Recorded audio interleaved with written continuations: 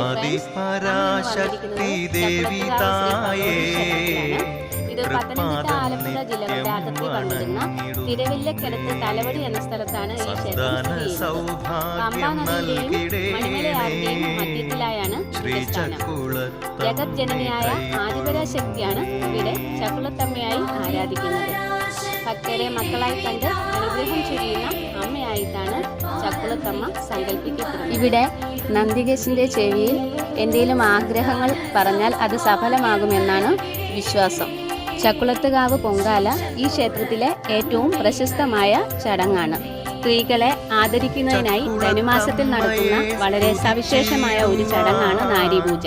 ധനുമാസം 1 മുതൽ 12 വരെയുള്ള ദിവസങ്ങളിൽ നടക്കുന്ന 12 നോയമ്പ് കാലത്ത് ദൂരദേശങ്ങളിൽ നിന്നുപോലും ധാരാളം ഭക്തർ ദർശനത്തിനായി ഇവിടെ എത്താറുണ്ട്.